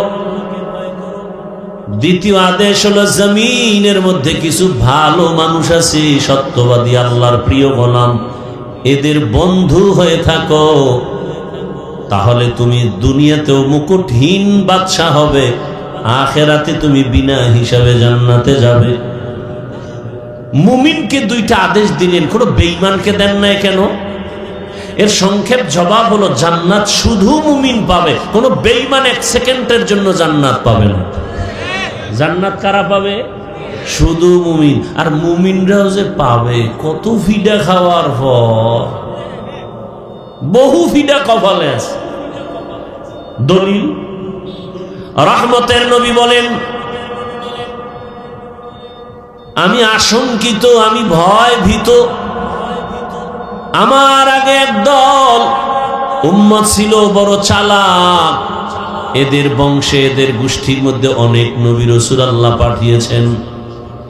ওই গোত্রে, ওই বংশের নাম, ওই দল, ওই গোষ্ঠীর নাম বনি ইসরাইল। ওই বনি ইসরাইলের আল্লাহ এত আদর করেছেন, ডাইরেক্ট আসমান থেকে খানা দিছেন। ডাইরেক্ট সন্ধ্যাবেলা দেখতো ছোট ছোট পাখি, আস্তা পাখি বুনা হয় জমিনে পড়ে, হালুয়া পড়ে বৃষ্টির মতো, নিশিরের মতো। জামানার নবী মুসাকে আল্লাহ বলছেন, বনি ইসরাইল চালাকি করে যেন কালকের জন্য খানা রেখে না দেয়। আজকেরটা পেয়েছে, আজ খেয়ে ফেলবে, কালকে আবার দিব। যদি চালাকি করে খানা বন্ধ হয়ে যাবে। মজা পাইয়া বনি ইসরাইলরা খাইয়া কয়া, সব খাইস না, কালকের জন্য রেখে দাও। রেখে দিয়েছে, চালাকি করে খানা বন্ধ হয়ে গেল। রহমতের নবী বলেন, ওই বনি ইসরাইল যদি চালাকি না করত, আমার উম্মতেরাও কিয়ামত পর্যন্ত আসমানের ডাইরেক্ট খানা খেয়ে ঘুমাইতো। ওর চালাকির কারণে খানা বন্ধ হয়ে গেল। ওই বনি ইসরাইল এত চালাক, অহংকারের ভাব করে করে নিজেদের মধ্যে দলে দলে বিভক্ত হয়ে গেল ৭২। আর আমি মুহাম্মদের উম্মতের দলের মধ্যে আরো একটা বেড়ে যাবে। কয় দল হবে? কুল্লুহুম ফিন্নার, সবাই জাহান্নামে যাবে। ইল্লা মিল্লাতান ওয়াহিদা, এক দল জান্নাতে যাবে। ক্বালু মান হিয়া ইয়া রাসূলুল্লাহ, ওয়া ফি রাওয়ায়াতিন মা হিয়া ইয়া রাসূলুল্লাহ। সাহাবায়ে কেরামদের মধ্য থেকে কেউ বললেন, রহমতের নবী ৭৩ কাতারের মধ্যে যেই দলটা জান্নাতে যাবে তাদের পরিচয় কি? ক্বালা মা আনা আলাইহি ওয়া আসহাবি। ভালো করে খেয়াল করেন, রহমতের নবী যদি বলতেন আমি মুহাম্মদের আদর্শ মেনে যারা চলবে তারা জান্নাতে যাবে, এতটুকু বললেও তো হয়ে যেত। নবী এতটুকুই বলেন নাই। রহমতের নবী বলেন দুইটা আদর্শকে অ্যাডজাস্ট করে যারা জীবন চালাবে তারা জান্নাতে যাবে। এক হলো আমি মুহাম্মদের আদর্শ, আর আমার হাতে গড়া ছাত্র সাহাবায়ে কেরামের আদর্শ যারা মেনে চলবে। অতএব ১৫০০ বছর পরে ফাইনাল এখান থেকে আমরা শিক্ষা নিলাম, যদি কেউ বলে আমরা মুহাম্মদ আর নবী মানি, সাহাবাদেরকে মানি না, এরা মুসলমান হলো এরা ৭২ কাতার জাহান্নামীদের অন্তর্ভুক্ত। তুকু যাও সুন্নতে আহমদ কো জাবা মুহাম্মদ कैबुअद निस्बत रामन अब्बा सुन्नती कौले रसूल मजदाए का नमाई हम कुन कबूल। এই যে ৭২ দলেরা জাহান্নামী, একদল জান্নাতি। এই যে ৭২ দল জাহান্নামে যাবে, এখানে কোনো হিন্দু নাই, বৌদ্ধ নাই, খ্রিস্টান নাই, ইহুদি নাই, সব মুসলমান। তাহলে বুঝেন তো মুমিন জান্নাতে যাওয়ার কতটা বাধা। যেই মানুষের এত দাম, ওই মানুষ আবার জাহান্নামের লাকড়ি হবে। ইয়া আইয়ুহাল্লাযীনা আমানু কু আনফুসাকুম ওয়া আহলিকুম নারা ওয়াকুদুহান নাসু ওয়াল হিজারা আলাইহা মালাইকাতুন গিলাযুন শিদাদুন লা ইয়াসুনাল্লাহা মা আমারাহুম ওয়া ইয়াফআলুনা মা ইউমারুন।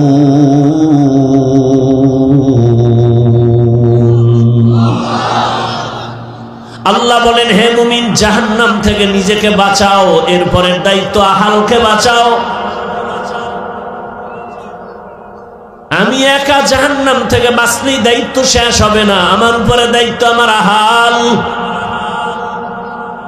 আমি বাবা, আমার আহাল সন্তান, আমি স্বামী, আমার আহাল স্ত্রী, আমি শিক্ষক, আমার আহাল ছাত্র, আমি চেয়ারম্যান, আমার আহাল ইউনিয়নের মানুষ, আমি মেম্বার, আমার আহাল ওয়ার্ডের মানুষ, আমি এমপি, আমার আহাল আমার আসনের মানুষ, আমি সরকার প্রধান, আমার আহাল গোটা দেশবাসী, আমি একজন আলেম, গোটা উম্মত আমার আহাল, আমি মসজিদের ইমাম ও খতিব, মুসল্লি আমার আহাল, আমি বক্তা, শ্রোতা আমার আহাল। ও বক্তা, জাহান্নাম থেকে তুমি আগে বাঁচো, তারপরে তোমার আহাল শ্রোতাকে বাঁচাও। বাবা, জাহান্নাম থেকে আগে বাঁচাও, এরপরে তোমার আহাল সন্তানকেও বাঁচাও। স্বামী, জাহান্নাম থেকে নিজেকে আগে বাঁচাও, এরপরে তোমার আহাল স্ত্রীকেও বাঁচাও। ইমাম সাহেব, জাহান্নাম থেকে নিজেকে আগে বাঁচাবেন, এরপরে মুসল্লিদেরকে বাঁচাবেন। শুধু নিজে বাঁচবেন, মুসল্লি বাঁচাবেন না, হবে না। বড় কঠিন কথা। ক্বালান নবী সাল্লাল্লাহু আলাইহি ওয়া আলিহি ওয়াসাল্লাম আলা কুল্লুকুম রাইন ওয়া কুল্লুকুম মাসউলুন আন রাইয়াতিহি। সবাই দায়িত্বশীল, আল্লাহর আদালতে দায়িত্বের জবাবদিহিতার কাঠগড়ায় দাঁড়াতে হবে। কিয়ামতের ময়দানে বহু মা বাবা শুধু সন্তানের অন্যায়ের কারণে জাহান্নামে চলে যাবে। দুনিয়াতেই তো অন্যায় করে সন্তান, মা বাবার হাতে কেন পুলিশের হ্যান্ডকাপ লাগানো হয়? আর দুনিয়া মাজরাতুল আখিরা, আখিরাতের নমুনায় দুনিয়ায় তাকায় দেখো। বাবার অন্যায়, কিন্তু সন্তানের অন্যায়ের কারণে বাবার হাতে হ্যান্ডকাপ। কিয়ামতের দিন বহু বাবা মা শুধু সন্তানের অন্যায়ের কারণে জাহান্নামে যাবে। হাসরের মাঠে সন্তান মা বাবার বিরুদ্ধে আল্লাহর আদালতে মামলা পেশ করবে।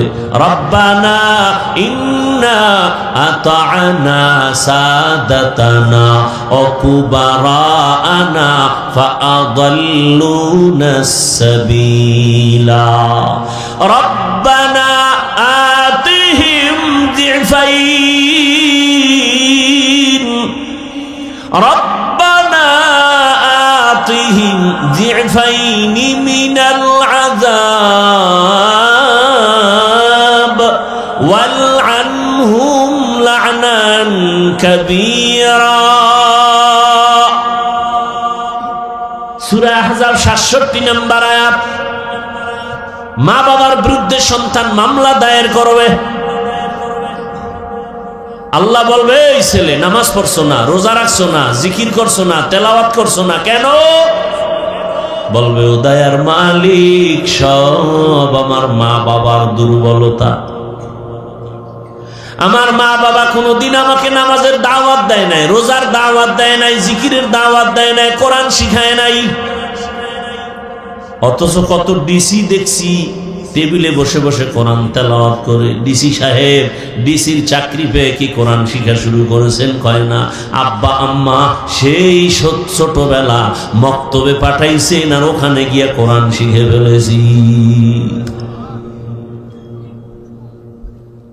অতএব জাহান্নাম থেকে নিজে বাঁচতে হবে না, আহালকে বাঁচাতে হবে। আল্লাহ বলেন, হে মুমিন, দুটো আদেশ দিলাম। এক, আমাকে ভয় করো। কাকে ভয় করো? একমাত্র আল্লাহকে ভয় করো। দুনিয়ার সব তোমাকে ভয় করবে। এই ভয়ের নাম তাকওয়া, এ ভয়ের নাম খাশিয়া, এ ভয়ের নাম খাউফ। وأما من خاف مقام ربه ونهى النفس عن الهوى فإن الجنة هي المأوى। हर के दारत खौफ हकदार दिल मदाम जन्नतुल मअवा देहद ओ राम काम जुज़बा हक छी जे मखाज इंसो जा फजले उआ मस्ते दर जुमला जहा। ঘুম আসতেছে? হ্যাঁ, আওয়াজে আসলে তো ঘুম আসে। আসলে কি আপনারা রাতে ঘুমান? আমার অভিজ্ঞতার আলোকে বলি, আমার দেশের জাতি রাতে ঘুমায় না, নিরিবিল সময়ে মোবাইলের হক আদায় করে। টাইম পায় না তো, সারাদিন ব্যস্ত। এই টাইমটাও তো একটু কাজে লাগান লাগে। আল্লাহর কাছে কি বলবে? একটা কিছু বলতে হবে তো।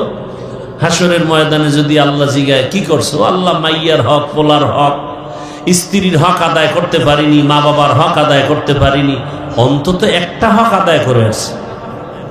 মোবাইলের হক আদায় করে আসছি সারা রাত।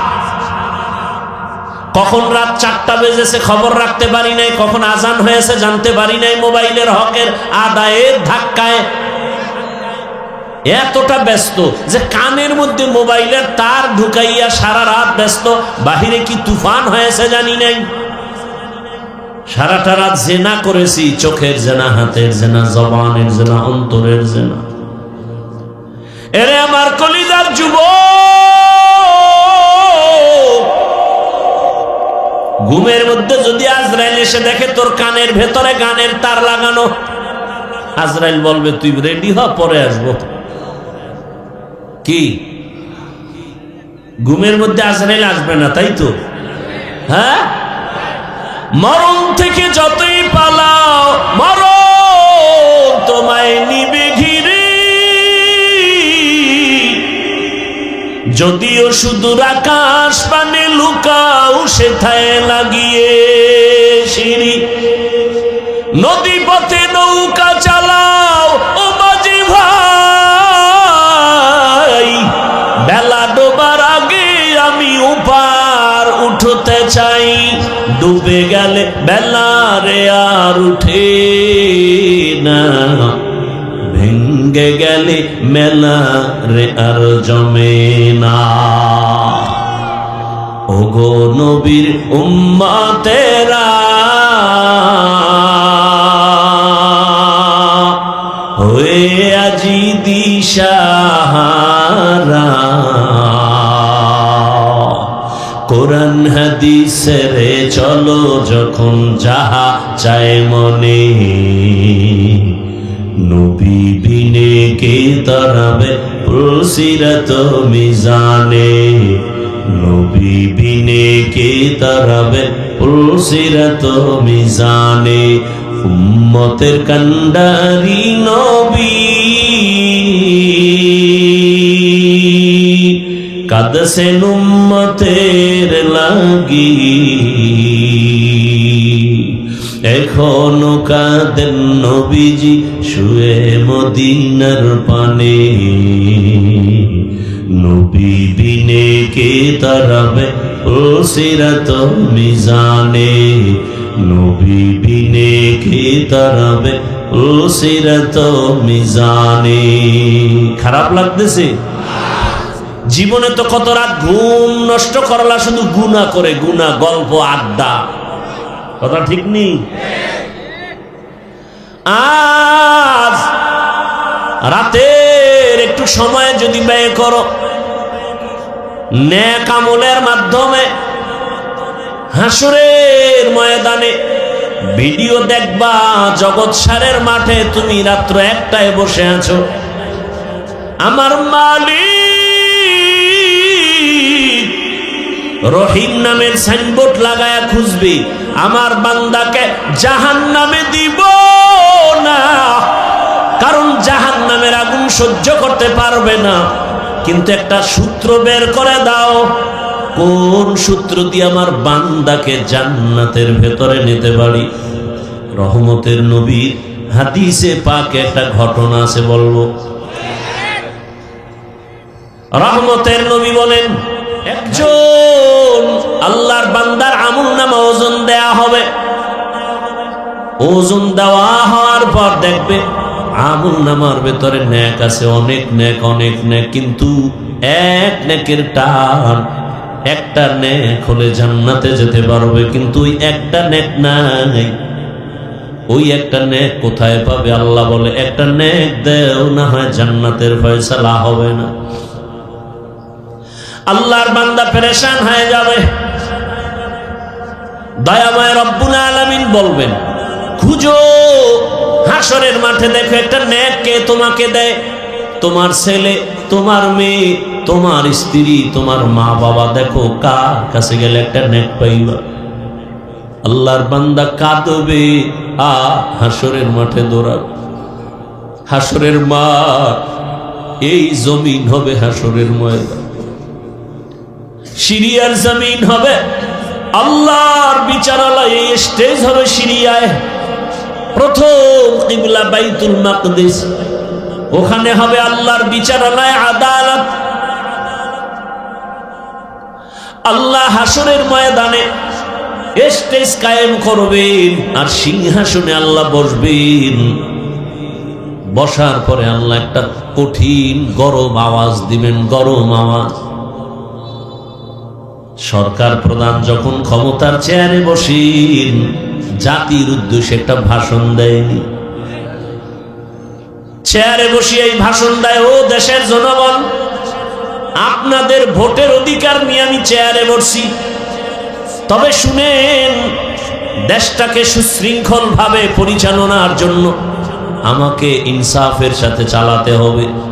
সেই ক্ষেত্রে কিছু আইন আছে, আইন আপনারা মান্য করে চলতে হবে। কে আমাকে ভোট দিছেন আর দেন নাই, সবার জন্য আইন সমান। আইন লঙ্ঘন করবেন, কাউকে ছাড় দেয়া হবে না, জেলখানা রেডি, জরিমানা রেডি। আল্লাহ তাআলা হাসরের মাঠ কায়েম করে, পুরা জমিন হবে হাসরের মাঠ, সিরিয়ার জমিন হবে আল্লাহর বিচারালয়, আদালত। আল্লাহ এত গরম একটা আওয়াজ দিবেন, ওই আওয়াজে হাসরের ময়দানটা থরথর করে কেঁপে উঠে, মানুষ বেহুশ হয়ে যাবে। আরে বাবা রাগ করে সন্তানের উপরে, এত পরিমাণ রাগ, ওই সন্তানের রাগটা কে থামাবে? বাবায় যখন রাগ হয়ে গেছি, সন্তানের মারবে, একটা ছুরি হাতে নিয়ে কয়, পেলে এখন জবাই করব। ওই বাবার রাগ কেউ থামাতে পারে না। স্ত্রী পাশে গিয়া বসে সুন্দর কথা বুঝায় বুঝায় থামায়, এই স্বামী আমার, এত পাগল হলে কি হবে?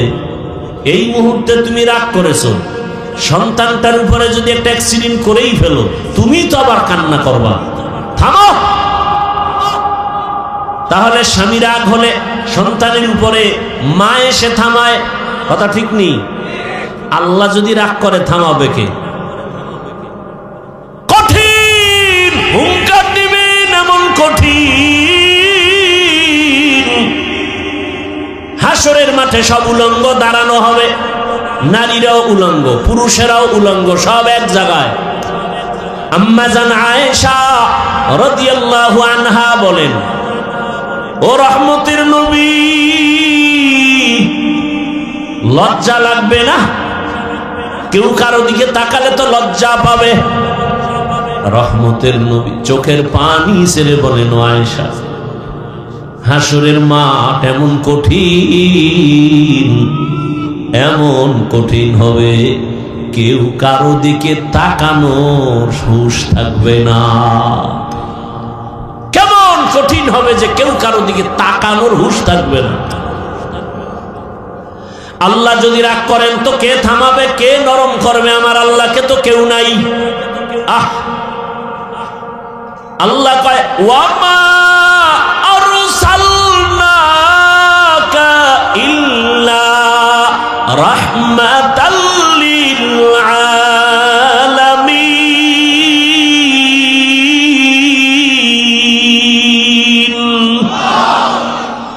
আমি তো একজন রহমতের মানুষ বানায় রাখছি, যে শুধু দুনিয়ার রহমত না, এমন এক ব্যক্তি যে আখিরাতের মাঠেও রহমত। আল্লাহ বলবেন, হাসরের মাঠ এখন প্রস্তুত, মানুষগুলো সব মাটির নিচে, সবার আগে বলবে, যাও আমার সিংহাসনের পার্শ্বে রহমতের নবীকে নিয়ে আসো, আমার ডান পার্শ্বে আমি বসাবো।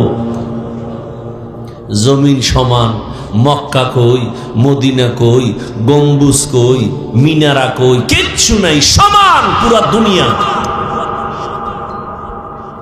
ফেরেশতাকে আল্লাহ, নবী কই?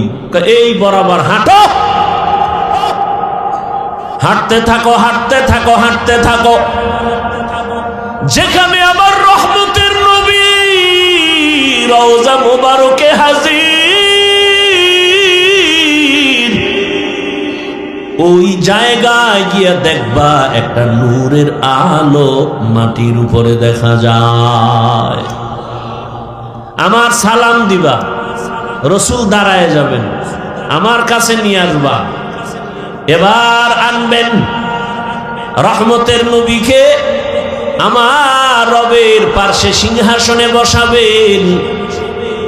আল্লাহ যখন গরম আওয়াজ দিবেন, লিমানিল মুলকুল ইয়াউম, রহমতের নবী আল্লাহর পার্শ্বে থাকবেন, সিংহাসনের পার্শ্বে। আল্লাহ রাগান্বিত আওয়াজ দিবেন, গরম হয়ে গেছে, এখন আর ঠান্ডা করার কোনো উপায় নাই।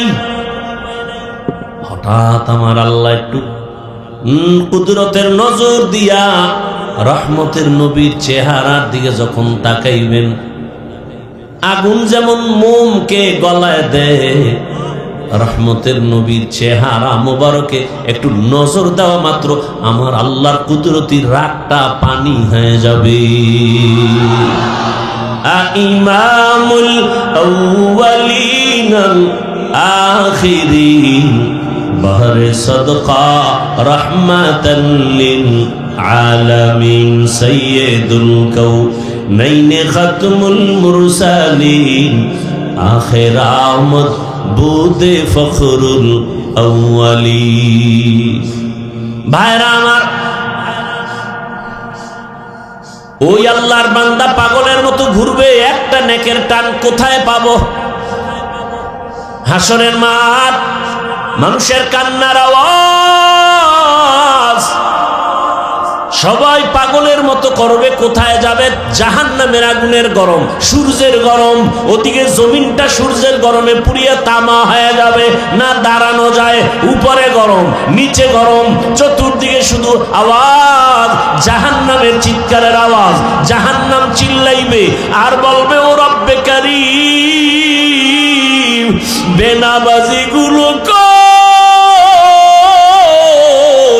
বেনামাজি দাও। আমার পেটে ক্ষুধা, গুনাহগার বেপরদাওয়ালারা কোথায়? আমার পেটে ক্ষুধা, তাড়াতাড়ি আমার ভেতরে দাও। আল্লাহ বলবে একটু অপেক্ষা কর, আমি বিচারটা শেষ করে তোর বেনামাজিগুলো তোর পেটে দিতেছি, বলে খা, মজার মতো পেটের ক্ষুধা নিবারণ করবি। ও আমার যুবক বাবারা, বৃদ্ধ বাবাজি, পর্দার আড়ালের মা বোনেরা, কয়দিন এই দুনিয়ার বাহাদুরি, চোখের সামনে লাশ আর লাশ, ঘুমের ভেতরে লাশ, পানির নিচে লাশ, গাড়ির নিচে লাশ, কয়দিন করোনায় লাশ, ডেঙ্গুর লাশ, এক এক করে কত বন্ধু চলে গেল রে বাবা। ওই আল্লাহর বান্দা ঘুরবি, একটা নেক হলে আমি জান্নাতে যেতে পারি। ঘুরতে ঘুরতে সন্তানের পাবে, বাবায় বলবে এই সন্তান একটা নেক আমারে দে, আমি জান্নাতে যেতে পারবো। সন্তান বলবে আমি বাবা ছাড়া দুনিয়াতে আসতে পারি নাই, তবে তুমি যে আমার বাবা বিশ্বাস করি না। যাও, বাবা চোখের পানি ছেড়ে কাঁদবেন, ঘুরবে কোথায় যাব? স্ত্রীর কাছে যাবে, একই জবাব। মা বাবার কাছে যাবে, একই জবাব। নিরুপায় হইয়া পাগলের মতো কাঁদবে আর ঘুরবে। হঠাৎ করে যখন মালিকের কাছে যাবে, হঠাৎ দেখে এক পাশে বুড়া কাঁদতেছে। ও ডাক দেবে, এই মেয়ে দিকে আসো। তুমি কান্দো কেন? আমি কান্দি আমার জ্বালায়, তুমি কাঁদো কেন? কয় আমার একটা নেকের অভাব, আমার বহু নেক আছে, তবে একটা নেক হলেই পরিপূর্ণ হয়, জান্নাত পাই। তো কই গেছিলা? কয় ছেলে দেয় না, মেয়ে দেয় না, কেউ দিবে পরের কথা, পরিচয় দিতে চায় না। কেউ আমার আপন হয়ে একটা নেক দিল না। এইবার ওই বান্দা বলবে ভাই আমি এমন হতভাগা জাহান্নামের আসামি, আমার আমল নামায় সব গুনাহ, গুনার গুনাহ, চোখের গুনাহ, হাতের গুনাহ, জবানের গুনাহ, অন্তরের গুনাহ, নামাজ না পড়ার গুনাহ, বেপরদায় চলার গুনাহ, গান শোনার গুনাহ, গীবতের গুনাহ, মিথ্যার গুনাহ। আমার আমল নামায় গুনাহ ছাড়া কিছুই নাই। তবে আমার আমল নামায় জীবনের একটা ভালো কাজের একটা নেক আমল আছে, কিন্তু একটা নেক দিয়ে তো জান্নাত পাবো না। আমার অনেক গুণা বেশি, নেক একটা, এক নেক দিয়া জান্নাত আমি পাবো না। তবে আজকে এই বিপদের সময় আমি চাই আমার ভাইটাকে নেকটা দিয়া সহযোগিতা করি। ও ভাই, তুমি আমার নেকটা নিয়ে নাও। বলে তুমি জাহান্নামে যাবে, তোমার একটা নেক দিয়ে আমারে, তোমার লাভ কি? কয় আমার লাভ তো কিছুই না, তবে একটা তৃপ্তি, আমার একটা ভাইয়ের উপকার করতে পেরেছি, এটাই আমার তৃপ্তি। আমি আমার ভাইয়ের উপকার করতে পেরেছি। ও জগৎ সারের মুমিন, রহমতের নবী বলেন খায়রুন নাস মান ইয়ানফাউন নাস, ভালো মানুষ তো ওই ব্যক্তি যে অন্যের উপকার করে। আজকে দেখো তাকায়া, যে যত ক্ষতির মধ্যে পড়ে কাছের মানুষের কারণে, আপন লোকটাই ক্ষতি করে, দূরের মানুষ তেমন করে না। অমুকের জবাই করেছে কে, তদন্ত করে রিপোর্ট বের হয় আপন বডিগার্ড, আপন কর্মচারী, আপন বাড়ির দারোয়ান, ড্রাইভার, আপন। অথচ রাসূল বলেন তুমি তো ভালো মানুষ হতে হলে এমন হও যে তোমার দ্বারা কারো ক্ষতি হবে না। এর নামই তাকওয়া, আল্লাহর ভয়।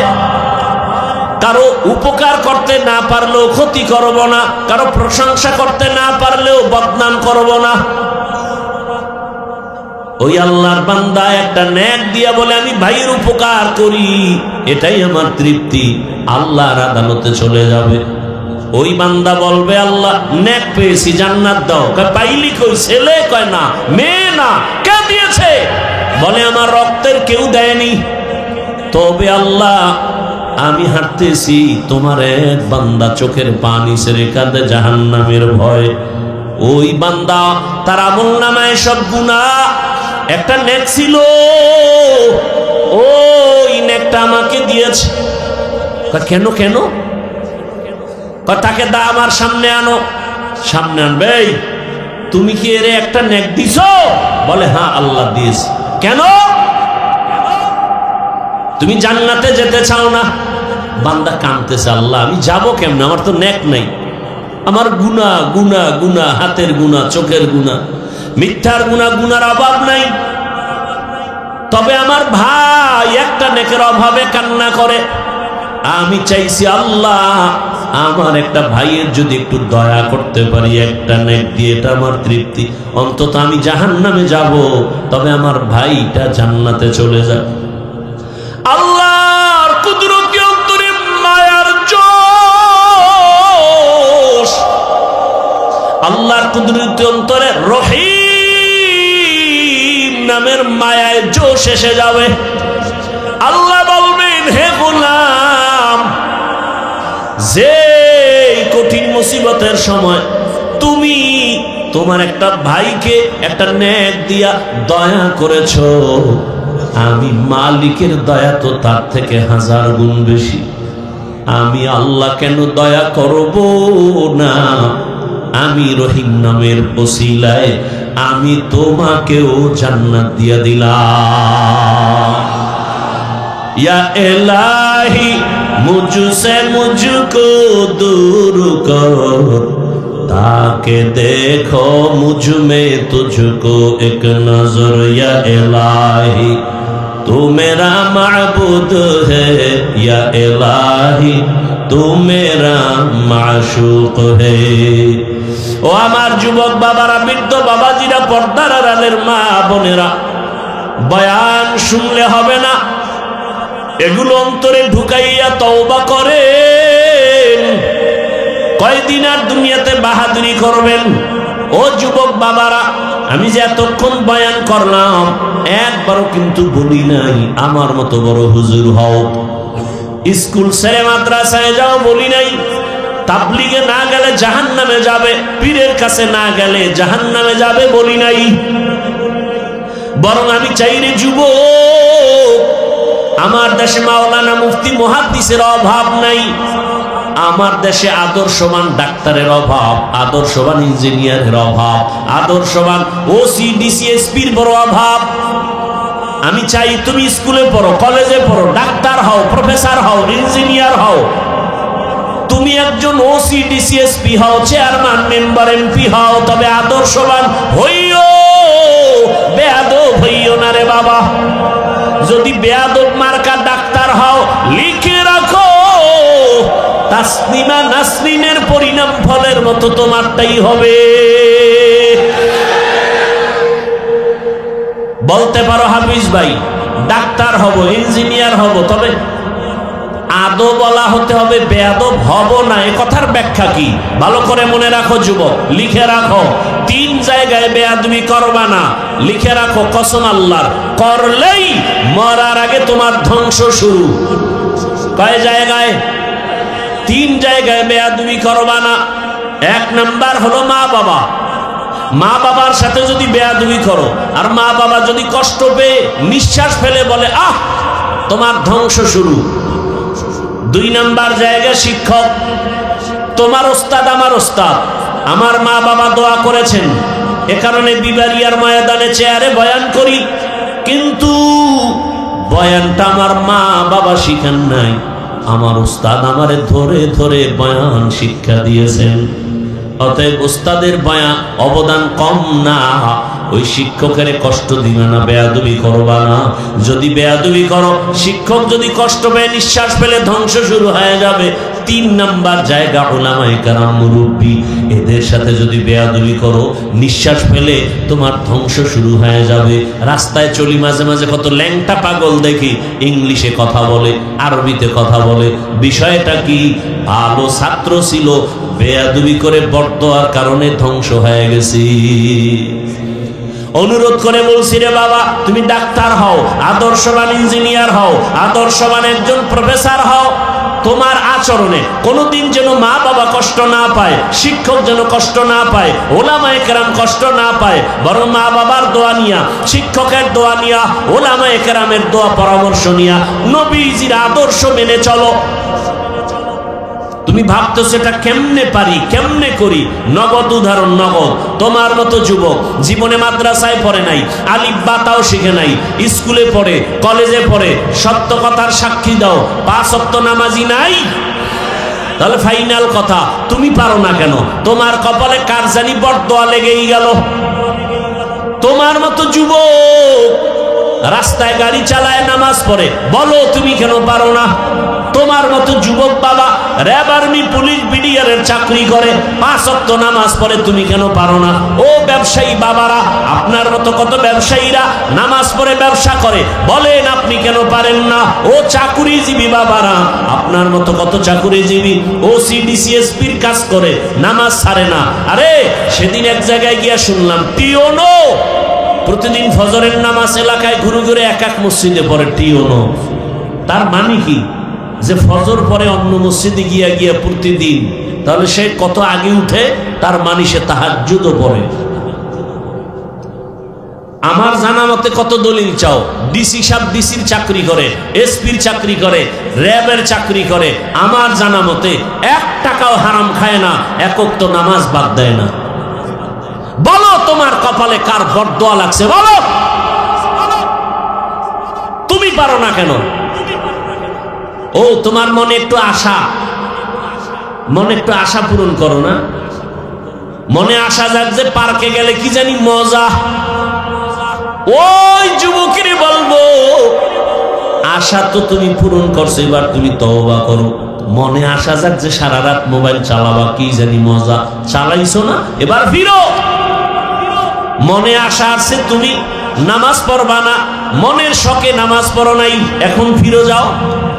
কয় না না, আশা তো পূরণ হয় নাই। তাহলে এবার প্রশ্ন তোমার কাছে, আর কতদিন সারা রাত মোবাইল চালাইলে আশা পূরণ হবে আমাকে বলো? আর কতদিন পার্কে পার্কে ঘুরলে, নারীর আড্ডায় গেলে, নাচ গানের আড্ডা দিলে আশা পূরণ হবে বলো? আর কত রাত, কতদিন নামাজ বাদ দিলে, বেপরদায় আড্ডা দিলে, কতদিন পরে আশা পূরণ হবে বলো? এবং এটাও বলো তোমার হায়াতের বাকি আছে কতদিন? এই যে শুরুতে দোয়া করছি, কি জানি ওই ছেলেটা, ওর আর বাঁচার উপায় নেই, বাঁচলেও না বাঁচার মতো। শুনলাম সে এখন হসপিটালে এমন অবস্থা আছে যে তার মাথার খুইলে আর এক জায়গায় রাখছে। এই বাঁচা কিসের বাহাদুরি করো বাবা? তোমার পাশের লোকটা স্বার্থে আঘাত লাগলেই, এখন তো মানুষ মারতে দুশ্মন লাগে না, দলের লোকই যথেষ্ট। খালি বলবে ওরে মাইনাস করে দে, ওর কারণে আমার ভাগে কম পড়ে, ওরে মাইনাস কর। কি আমি বানায় বলতেছি কথাগুলো? বড় কঠিন হালাত। আপনি মনে করেন আপনার বন্ধু, কে বন্ধু? স্বার্থে আঘাত লাগলে টের পাবেন কে বন্ধু। সামনে আপনি টাকা দিবেন, এই দিবেন, সেই দিবেন, প্রশংসা কি, আপনার জন্য জীবন দিবে, পিছনে গিয়ে কত সমালোচনা করে। এটা যদি অটো রেকর্ডিং থাকতো গোটা দুনিয়া জোড়া, তখন টের পাইতেন কে কার বন্ধু আর কে দুশ্মন। আর মিয়া, আপনি একজন অন্য মানুষকে চিন্তা করেন, কোন দুনিয়াতে বসবাস করতেছেন যেখানে ছেলে মাকে হত্যা করে, মা ছেলেকে জবাই করে, স্বামী স্ত্রীকে হত্যা করে, স্ত্রী স্বামীকে হত্যা করে। সেই যুগে আপনি কার উপরে নির্ভর করে চলতেছেন? কাকে আপনি বন্ধু মনে করতেছেন? কেউ বন্ধু না। হ্যাঁ, সবার থেকে তুলনামূলক এই দুনিয়াতে আপনাদের চিরন্তন ভালো বন্ধু ওলামায়ে কেরাম। এরা জীবন দিবে, কারো ক্ষতি হতে দিবে না। আল্লাহ হেদায়াত দান করুন। আম্মা জানদেরে বলি, মা, এই অঞ্চলের মধ্যে আপনার মতো কি কোনো মা নাই? পর্দা করে, নামাজ পড়ে, স্বামীর মাল হেফাজত করে, মোবাইলে সময় নষ্ট করে না। আরে আম্মা জান, আমি আজ বলে গেলাম, আপনাদের একটা সন্তান আল্লাহ দিয়েছেন, আপনি আদর্শবান একটা ডাক্তার বানায়া যান, জীবনটা ধন্য হবে আপনার। সন্তান ডাক্তারি করবে, রোগী দেখবে, নামাজ পড়বে, কোরআন পড়বে, মা বাবার জন্য দোয়া করবে। এমন একজন ডাক্তার রেখে যান। এই যুবকেরা, ডাক্তার জাকির নায়েক রে সারা দুনিয়ার বাসী চিনেনি, প্রশংসা করে, অথচ সে হোমিওপ্যাথিক ডাক্তার। কে জানে তার বাড়ি কই, ঘর কেমন, মা বাপ কেমন, অথচ তার এত সুনাম। এক সময় লেকচার দিত, মাযহাব মানার দরকার নাই, কিন্তু আল্লাহর কুদরত, পৃথিবীর আরাম চাঁদের আলোর হাতে ধরা খাইছে, হাতটা লাগাইছে তো ধৈরেই 10 মিনিট বয়ান দিয়ে দিছে। 10 মিনিট বয়ান দেওয়ার শোনা মাত্র, লেকচার শোনা মাত্র কয়, হযরত আমার বুশ ঠিক হয়ে গেছে। এবার ডাক্তার সাহেব 40 মিনিটের একটা লেকচার দিয়া কয়, মাযহাব না মানলে ইসলাম মানার কোনো রাস্তা খোলা নাই। ডাক্তার জাকির নায়েক সাহেব হঠাৎ করে ধরা খেয়ে যেই ব্যক্তির হাতের 10 মিনিটের লেকচার শুনে নিজের বুশ ঠিক হয়ে গেছে, সেই ব্যক্তি বর্তমান দুনিয়ার জগৎ শ্রেষ্ঠ একজন আলেম, জগৎ শ্রেষ্ঠ একজন মুফতি, একজন জাস্টিস, যার মাত্র 10 মিনিটের লেকচার শুনতে ইউরোপ, আমেরিকা, লন্ডন, কাতার, কুয়েত ওয়ালারা, জেনারেল লাইনের মানুষরা অপেক্ষায় থাকে। ওনার 10 মিনিটের লেকচার শুনবো, আমাদের শিলুইল দাও, মদিনা ভার্সিটি, পৃথিবীর সব জেনারেল লাইনের আলেম ওলামা মেয়া বাদ দেন, ওনার 10 মিনিটের লেকচার শুনতে পাগল গোটা দুনিয়া। জানুয়ারির 12 তারিখ বাংলাদেশে আসবে 1 সপ্তাহের সফরে, জীবনের শেষ সফর। আমার দেশের জেনারেল লাইনের ব্যাংকের লোকেরা, প্রশাসনিক লোকেরা বলছে আমাদের আধা ঘন্টা লেকচারের জন্য দিবেন। আল্লামা মুফতি তকি উসমানী দামাত বারাকাতুহুম, গোটা দুনিয়ার ইংরেজি শিক্ষিতরা পাগল 10 মিনিটের লেকচার শোনার জন্য। ওনার লেখা উর্দু লেখা বই, আরবি লেখা বই, বাংলা অনুবাদগুলো পড়েন না, দেখবেন কি পরিমাণ জ্ঞান ভেতরে ঢুকানো। জাকির নায়েক সাহেব তার 10 মিনিটের কথা শুনে বলে, মাযহাব না মানলে ইসলাম মানার রাস্তা খোলা নেই। ভাইরা আমার, ভালো মানুষ যারা হইছে, এই যুবক, তোর মতো সারা রাত মোবাইলে আকাম করলে জীবনে ডাক্তার জাকির নায়েক হতে পারতো না। হাসো, নির্লজ্জের মতো হাসো। তোর মতো একটা যুবক গোটা দুনিয়া নেতৃত্ব দিবে, সেই মেধা তো আল্লাহ যুবকের দিয়েছে, নষ্ট করো কেন? আমি তো চাই তুমি এমন ডাক্তার হও, জাকির নায়েকের মতো সারা বিশ্ব তোমাকে চিনবে, এমন ইঞ্জিনিয়ার হও গোটা দুনিয়া তোমাকে চিনবে, মরে গেলে মানুষের হৃদয় অমর হয়ে থাকবে। আর সেই জীবন চাইলে 3 জায়গার দোয়া নাও। কয় জায়গা মনে আছে তো? মা বাবা, শিক্ষক, ওলামায়ে কেরাম। বেয়াদবি করিও না, আর পেছনের গুনাহ থেকে তওবা করো। মনে মনে আল্লাহকে বলো, আল্লাহ জীবনে তো গুনাহ কম করি নাই, নফসের ধোকায় পড়ে তওবা করি, আমি ডাক্তারি পড়ি, ইঞ্জিনিয়ারিং পড়ি, আমি জেনারেল লাইনে পড়ি।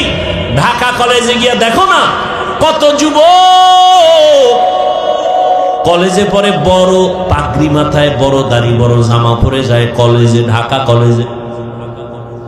আরে মাওলায় কবুল করলেই তো সম্ভব, চেষ্টা করো। দুনিয়াতে জীবনে মাথা উঁচু করে দাঁড়াও। তোমার মেধা, তোমার প্রতিভাকে নষ্ট করো কেন? এক মোবাইল ধ্বংস করেছে সব, ওখান থেকে নিজেকে ফিরাও। বখাটে সন্তানদের আড্ডা থেকে নিজেকে বাঁচাও। জীবন শেষ হয়ে যাবে, যৌবন নাই, লেখাপড়া নাই, কিচ্ছু নাই। তওবা করো, আল্লাহ তুমি আমারে মাফ করে দাও, আর নামাজ ছাড়বো না, দাড়ি কাটবো না, বেপরদায় চলবো না। মা বাবার দোয়া, শিক্ষকের দোয়া, ওলামায়ে কেরামের দোয়া নিয়া নবীর আদর্শ মেনে চলবো। ও মা ও বোনেরা, এখনো তওবা করেন, আল্লাহকে মনে মনে বলেন, আর বেপরদায় চলবেন না, নামাজ ছাড়বেন না, মোবাইলে সময় নষ্ট করবেন না, স্বামীর মাল খেয়ানত করবেন না। আল্লাহর কাছে খাঁটি অন্তরে তওবা যদি করতে পারেন, আল্লাহ জীবনের গুনাহ মাফ করে দিবেন। হাসরের ময়দানের ভয় আর ওলামায়ে কেরামের পরামর্শ নিয়ে নিজের আত্মাটারে পবিত্র করবেন, তাকওয়ার মানদণ্ডে চলবেন, গুনাহ ছাড়বেন। আল্লাহ পাক রব্বুল আলামিন তওবার দরজা খুলে রাখছেন। যদি বান্দা খাঁটি অন্তরে তওবা করতে পারে, আল্লাহ জীবনের গুনাহ মাফ করে দিবেন। ও দয়ার মালিক, মনে মনে ডাকো, আমার আল্লাহর মতো দয়াময় কেউ নাই। হে আল্লাহ, এই ময়দানে কুদরতের নজর দিয়ে দেন, এই ময়দানের প্রত্যেকের হেদায়েতের মালা গলায় পরায়া দেন। আমিন।